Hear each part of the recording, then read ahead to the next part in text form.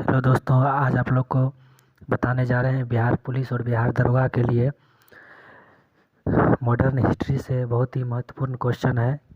ये जो है बहुत बार पूछा गया है और ये अति महत्वपूर्ण है, क्योंकि बिहार दरोगा और बिहार पुलिस में हिस्ट्री से बहुत सारा क्वेश्चन आता है, जिसमें जो आज हम क्वेश्चन सेट किए हैं ये सारा क्वेश्चन जो है किसी न किसी एग्ज़ाम में पूछा गया है। तो चलिए आज हम लोग शुरू करते हैं फर्स्ट क्वेश्चन की और सबसे पहले दोस्तों यहाँ पे कहा जाता है न्यायिक सेवा का जन्मदाता किसे कहा जाता है। न्यायिक सेवा का जन्मदाता वारेन हेस्टिंग्स को कहा जाता है। न्यायिक सेवा का जन्मदाता वारेन हेस्टिंग्स को कहा जाता है। इसमें इसका ऑप्शन होगा ऑप्शन नंबर डी, इनमें से कोई नहीं। जब वारेन हेस्टिंग्स का बात आती है तो वारेन हेस्टिंग्स का जो शासनकाल है 1774 से 1785 ईस्वी तक। इसने क्या किया था, मुर्शिदाबाद से इसने अपना जो कोषागार, राजकीय कोषागार था, ये मुर्शिदाबाद से हटा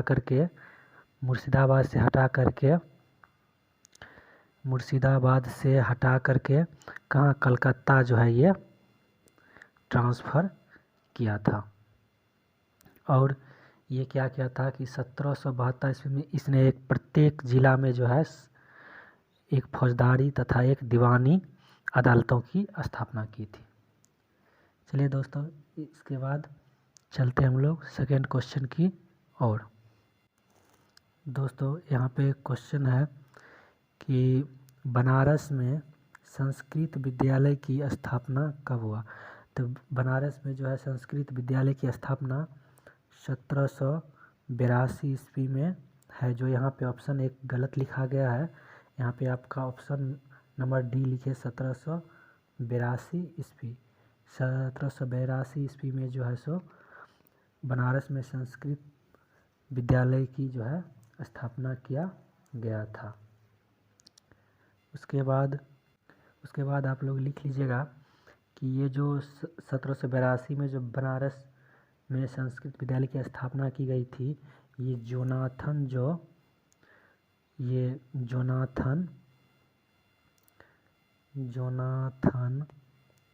डंकन ने किया था बनारस में संस्कृत विद्यालय की स्थापना। उसके बाद हम लोग चलते हैं तीसरे क्वेश्चन की ओर। भारत का पहला समाचार पत्र कब प्रकाशित हुआ। तो यहाँ पे दोस्तों आप लोग को बताना चाहेंगे कि सबसे पहले जो है भारत का पहला समाचार पत्र 1780 ईस्वी में जो है आया था, और भारत का पहला समाचार पत्र था the Bengal gazette.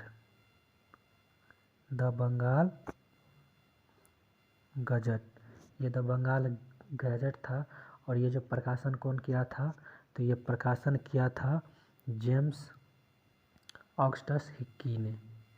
James Augustus Hickey. दोस्तों जितना भी हम क्वेश्चन बता रहे हैं अभी, ये बहुत ही महत्वपूर्ण है, क्योंकि ये किसी न किसी एग्ज़ाम में जो है सो पूछा गया है। इसलिए चलिए दोस्तों, जो भी चीज़ हम बता रहे हैं ये आप लोग एक कॉपी में नोट बना लीजिए, ताकि एग्ज़ाम के समय में रिवीजन करने में दिक्कत ना हो। आगे क्वेश्चन की ओर चलते हैं कि बंगाल का शेर किसे कहा जाता है। दोस्तों आप सुनेंगे बंगाल का शेर किसे कहा जाता है। बंगाल का शेर जो है लॉर्ड वेलेस्ली को कहा जाता है। क्वेश्चन नंबर 4 का सही आंसर 3 होगा। लॉर्ड वेलेस्ली को बंगाल का शेर कहा जाता है।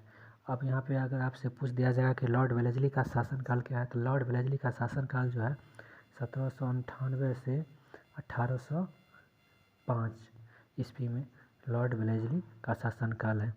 लॉर्ड वेलेस्ली के शासनकाल में ही जो है इन्होंने ही क्या किया था, सहायक संधि की पद्धति क्या की थी, ये शुरू किया था। और इन्हीं के समय में जो है इंदौर के होल्करों ने इन्हीं के समय में इंदौर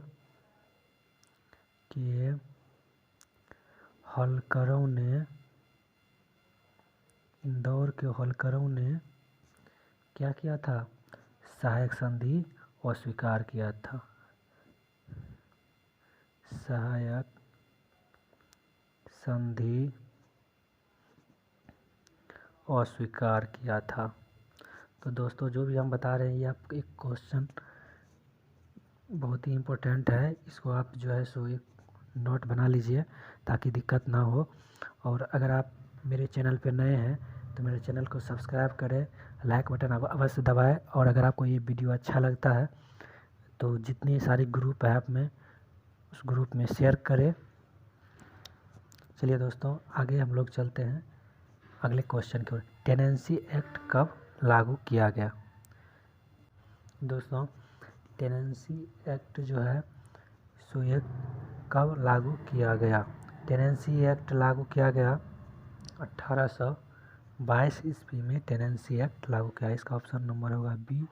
और ये किसके शासनकाल में किया गया है? तो लॉर्ड हेस्टिंग्स के शासनकाल में टेनेंसी एक्ट लागू किया गया था। और लॉर्ड हेस्टिंग्स का जो है शासनकाल, लॉर्ड हेस्टिंग्स का शासनकाल जो है सो 1813 से 1823 तक है। चलिए दोस्तों उसके बाद बोला जा रहा है कि संगोली की संधि कब हुई थी? दोस्तों यहाँ पे ये क्वेश्चन थोड़ा सा मिसप्रिंट है, यहाँ पे शादी नहीं होकर के यहाँ पे क्या होगा? संधि। संगोली की जो संधि हुई थी ये कब हुई थी? तो ये जो है संगोली की संधि मार्च 1816 ईस्वी में हुआ था। ये बहुत ही इम्पोर्टेंट क्वेश्चन है दोस्तों, ये इसको आप ज़रूर नोट कर ले। मार्च 1816 में जो है ये संगोली की संधि हुई थी।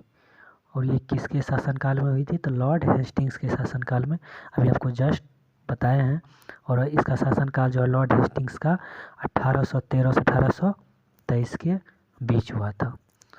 उसके बाद दोस्तों हम आपको बताना चाहेंगे कि ये जो संगोली की संधि जो हुई थी ये लॉर्ड हेस्टिंग्स के काल में ही हुई थी। और लॉर्ड हेस्टिंग्स के समय में ही जो है प्रथम आंग्ल नेपाल युद्ध हुआ था। आंग्ल नेपाल युद्ध हुआ था 1814 से कब तक चला था? 16 के बीच ये युद्ध जो है सो चला था। ठीक है दोस्तों, उसके बाद हम लोग आगे की ओर चलते हैं।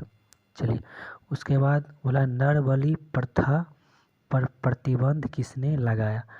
नर बलि प्रथा पे जो है प्रतिबंध लॉर्ड हार्डिंग ने लगाया। और लॉर्ड हार्डिंग का जो है सो अगर आपको पूछ लिया जाएगा कि इसका शासनकाल क्या है, तो लॉर्ड हार्डिंग का शासनकाल 1844 से 48 के बीच रहा। और इसके समय में एक महत्वपूर्ण घटना घटी थी जो था प्रथम आंग्ल सिख युद्ध। प्रथम आंग्ल सिख युद्ध। और प्रथम आंग्ल सिख युद्ध जो हुआ था वो कब हुआ था? प्रथम आंग्ल सिख युद्ध जो हुआ था वो आपको हुआ था 1845 से 1846 के बीच हुआ था। ठीक है दोस्तों, उसके बाद हम लोग आगे की ओर बढ़ते हैं। उसके बाद है इनाम कमीशन की स्थापना कब की गई? इनाम कमीशन की स्थापना दोस्तों 1852 ईस्वी में किया गया था इनाम कमीशन की स्थापना। और ये जो है सो लॉर्ड डलहौजी के शासनकाल में किया था। लॉर्ड डलहौजी के शासनकाल में इनाम कमीशन की स्थापना की गई। लॉर्ड डलहौजी का शासनकाल पूछ लिया जाएगा तो 1848 से कितना 56 तक। ठीक है दोस्तों, उसके बाद हम लोग आगे की ओर चलते हैं। दोस्तों जो भी चीज़ बता रहे हैं ये आप नोट ज़रूर कर लें, नहीं तो आपको एग्ज़ाम में एक क्वेश्चन आ जाएगा और आप नहीं बनाएगा तो बहुत बाद में पछतावा होगा। चलिए दोस्तों आगे की ओर बढ़ते हैं। उसके बाद रविवार की छुट्टी कब से शुरुआत हुआ था? तो रविवार की छुट्टी दोस्तों 1843 ईस्वी से स्टार्ट हुआ था। रविवार की छुट्टी 1843 ईस्वी से। उसके बाद दोस्तों ये जो 1843 से जो स्टार्ट हुआ था, अगर पूछ दिया जाएगा इसी में कि किसके शासनकाल में, तो लॉर्ड एलन बरो के शासनकाल में। लॉर्ड एलन बरो का शासनकाल पूछ लिया जाए 1842 से 44 के बीच जो है सो ये रहा। उसके बाद दोस्तों हम लोग आगे की ओर बढ़ते हैं। यहाँ पे एक व्यक्तिगत सिद्धांत किसके शासनकाल में आया था? दोस्तों यहाँ पे थोड़ा सा क्वेश्चन मिस्टेक है। व्यक्तिगत का सिद्धांत किसके शासनकाल में आया था? तो ये जो है लॉर्ड डलहौजी है, और लॉर्ड डलहौजी का जस्ट अभी शासनकाल बताया था 1848 से 1800 कितना है 56। ये आप नोट अवश्य कर ले। चलिए उसके बाद हम आगे की ओर बढ़ते हैं। यहाँ पे आया कि रविवार की छुट्टी किसके शासनकाल में शुरुआत हुई? तो रविवार की छुट्टी जो है सो लॉर्ड एलन बरो के शासनकाल में रविवार का छुट्टी हुआ था। उसके बाद दोस्तों हम लोग आगे बढ़ते हैं। अगला क्वेश्चन है कि भारतीय प्रेस का मुक्तिदाता किसे कहा जाता है? तो भारतीय प्रेस का मुक्तिदाता चार्ल्स मैडकॉफ को कहा जाता है, और चार्ल्स मैडकॉफ का जो है सो शासनकाल है 1835 से 36। उसके बाद दोस्तों हम लोग आगे की ओर चलते हैं। बेल्लौर की सिपाही विद्रोह किसके शासनकाल में हुई थी? बेल्लौर का जो शासनकाल है, बेल्लौर की सिपाही विद्रोह किसके शासनकाल में हुआ था? तो ये जो सर जॉर्ज बार्लो के शासनकाल में हुआ था ये सर जॉर्ज बार्लो के शासनकाल में। और ये जो पूछ लिया जाएगा कि सर जॉर्ज बार्लो का शासनकाल क्या है, तो 1805 से 1807 के बीच। उसके बाद चलिए दोस्तों हम लोग आगे की ओर बढ़ते हैं। उसके बाद the Asiatic society of Bengal की स्थापना किसने किया था? द एशियाटिक सोसाइटी जो है ये किसने की? तो इसका सही आंसर हो जाएगा यहाँ पे इनमें से कोई नहीं, क्योंकि दोस्तों यहाँ पे एक ऑप्शन छूट गया है। यहाँ पे होना चाहिए इसका सही आंसर विलियम जोन्स। जो यहाँ पे एक ऑप्शन छूट गया है, आप लोग लिख लीजिएगा। The Asiatic society of Bengal की स्थापना जो है विलियम जोन्स ने किया था। उसके बाद हम लोग आगे की ओर चलते हैं। पिट्स इंडिया एक्ट कब पारित हुआ? तो दोस्तों आप लोग को बताना चाहेंगे पिट्स इंडिया एक्ट जो है 1784 ईस्वी में जो है सो ये आया था और ये पारित हुआ था। उसके बाद हम लोग चलते हैं अगले क्वेश्चन की ओर। सुरक्षा प्रकोष्ठ की नीति किससे संबंधित है? तो सुरक्षा प्रकोष्ठ की जो नीति है ये वारेन हेस्टिंग्स से संबंधित है। सुरक्षा प्रकोष्ठ की नीति जो है ये वारेन हेस्टिंग्स के समय में आया था। और दोस्तों अभी आपको जस्ट बताए थे कि वारेन हेस्टिंग का जो शासनकाल कितना 1774 से कितना 85 के बीच ये है। उसके बाद हम लोग आगे की ओर चलते हैं। उसके बाद कॉर्नवालिस कोड का निर्माण कब करवाया गया? तो दोस्तों कॉर्नवालिस कोड का निर्माण जो है 1793 ईस्वी में करवाया गया था। और ये किसके शासनकाल में आया था? तो कॉर्नवालिस के ही शासनकाल में ये जो है सो आया था, और 1793 इसका सही आंसर होगा। उसके बाद जो है सो अगर पूछ दिया जाएगा कि कॉर्नवालिस का जो शासनकाल है कब से कब तक है, तो 1786 से 1793 और एक है 1805, क्योंकि ये 2 बार बना था इसीलिए इसका शासनकाल 2 है, तो इसीलिए आप लोग कंफ्यूज ना करें। उसके बाद हम लोग अगले क्वेश्चन की ओर चलते हैं। हस्तक्षेप की नीति किसने अपनाया? तो दोस्तों इसका सही आंसर हो जाएगा sir John Shore. Sir John Shore जो है ये सर जॉन सॉर हस्तक्षेप की नीति अपनाई थी। उसके बाद आपसे पूछ लिया जाएगा कि सर जॉन सॉर का जो शासनकाल क्या है, तो 1793 से 98 के बीच इसका क्या है शासनकाल है। उसके बाद हम लोग दोस्तों आगे की ओर चलते हैं कि भारत में नागरिक सेवा का जनक किसे कहा जाता है। दोस्तों यहाँ पे आप लोग कंफ्यूज ना हो, क्योंकि भारत में नागरिक सेवा का जो है सो नागरिक सेवा का जनक ये कहा जाता है लॉर्ड कॉर्नवालिस को। लॉर्ड कॉर्नवालिस को नागरिक सेवा का जनक कहा जाता है। लेकिन यहीं पे अगर आपसे अभी जस्ट पीछे कुछ प्रश्न हम बताए थे, जिसमें आपको क्वेश्चन था कि न्यायिक